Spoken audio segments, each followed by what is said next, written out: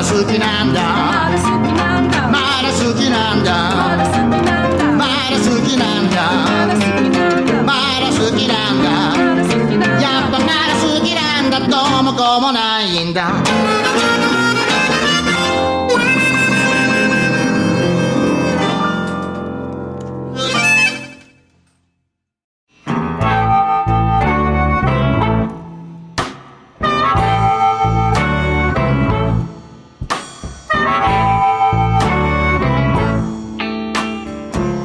It seems like I heard that lonesome sunny land blow.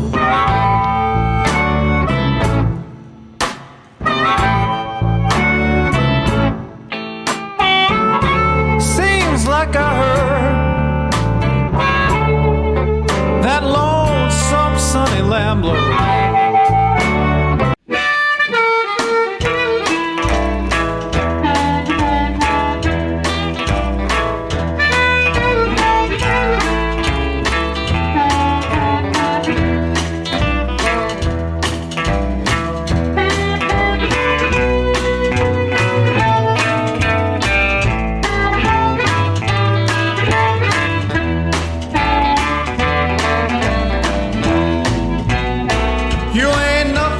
Rattlesnake crawling around my door. You ain't nothing but a rattlesnake crawling around my door. Well, you ain't looking for a man, ain't gonna let you bite.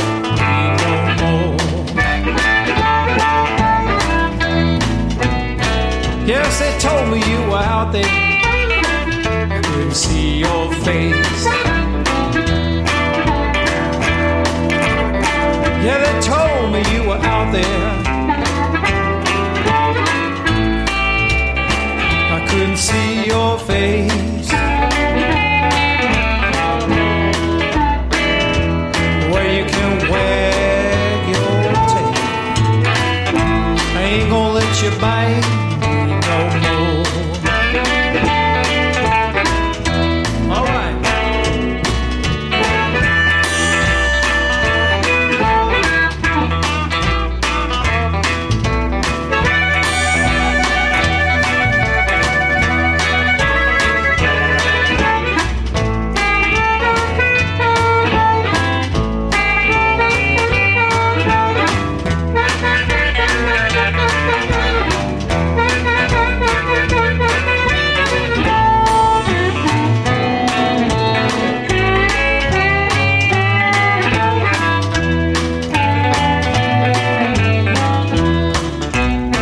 You made me feel so good. You made me weep and moan. You made me feel so good. You made me weep and moan. Well, you're not looking for a man, just looking for a home.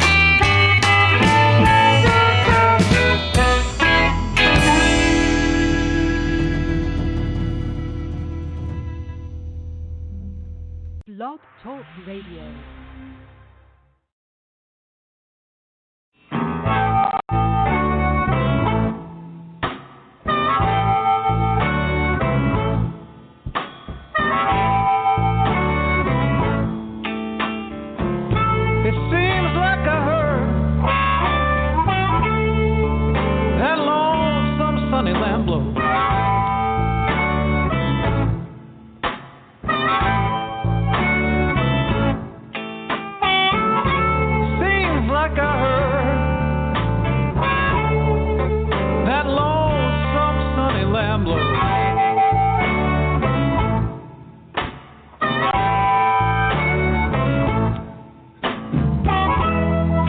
It blows just like it won't be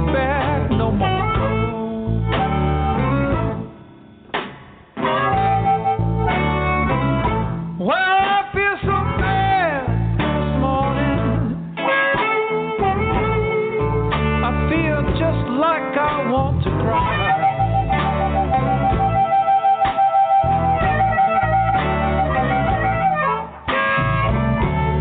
Feel so bad this morning. I feel just like I want to cry.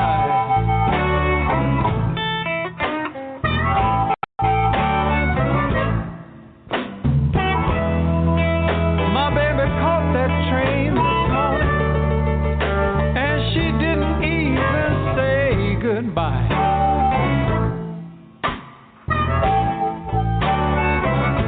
All right.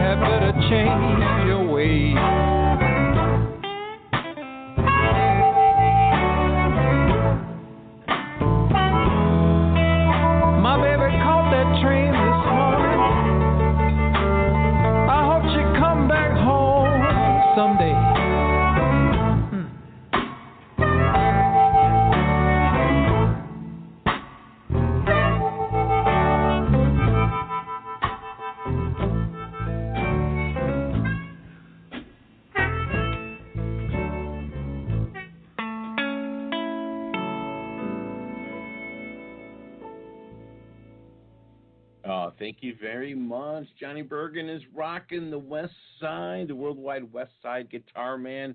Come on, Johnny. Come on the show today. Thank you, buddy. My pleasure. Great to be here.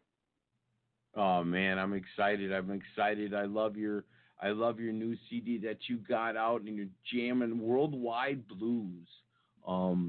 Since I've been involved in my show here, and and Delmark Records and Breezy Rodeo made me a cool little ID, and yourself, and just hearing all that blues stuff, and then you're taking it worldwide with your brand new CD, No Borders. So again, thank you for coming on the holiday and spending the time with myself.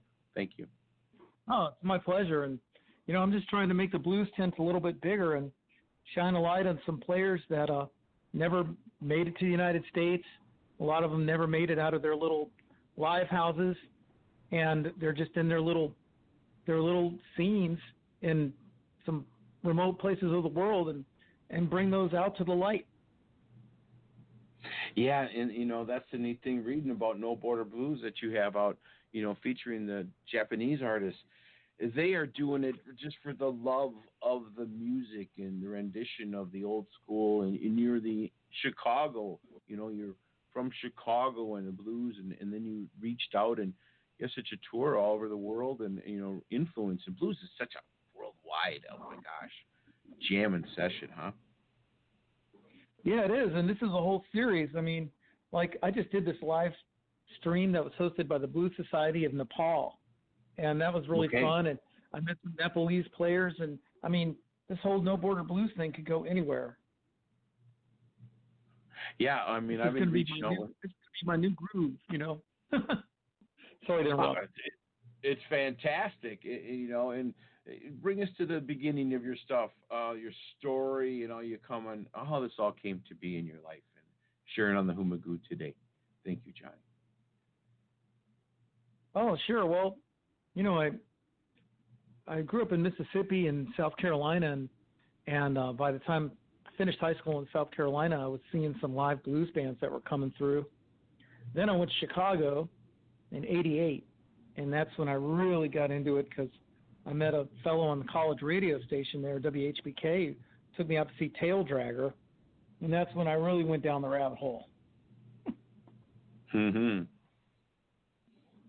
And the blues is such a enormous palette. Talking to so many artists. Betsy Brown and Blind Raccoon, I've been blessed to be able to play a lot of their stuff. And you have a Howlin' Wolf tribute that you had back in your big CD in 2007. And, obviously Buddy Guy and all that. The difference between the blues, it tell us a little bit about that, between the Chicago blues and some of the Delta and all that kind of stuff that you guys are rocking. Well, Chicago blues is part of a big diaspora of all these people from Mississippi who went to Chicago and plugged it in and turned it up. And it was just a cultural movement and a cultural reflection. And it's been like entrenched for generations now. And you've got families that have been playing the blues. Even look at Little Ed. His uncle is J.B. Hutto, and J.B. Hutto learned from Elmore James, so it's like links in a chain. Or I played a lot of shows with Eddie Taylor Jr. He was only 48. He recently died, sadly.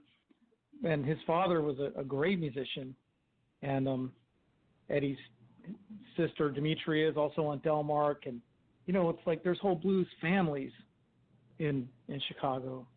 So every time, when I got to Chicago, it was like every day was like Christmas to me.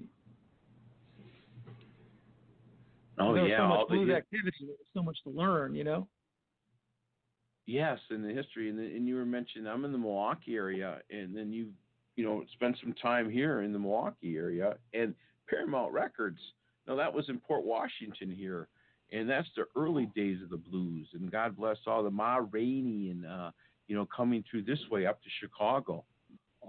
And what's happening today, we owe so much of the music and the soul and to those ladies and gentlemen and all that in the past, the blues that we have today. And then you were able to, continue that legacy and carry out to Japan and everywhere. Well, we're going to do our best. There's been 4 generations of Japanese blues folks. Ever since the 70s. And every 10 years, there's a new crop of players.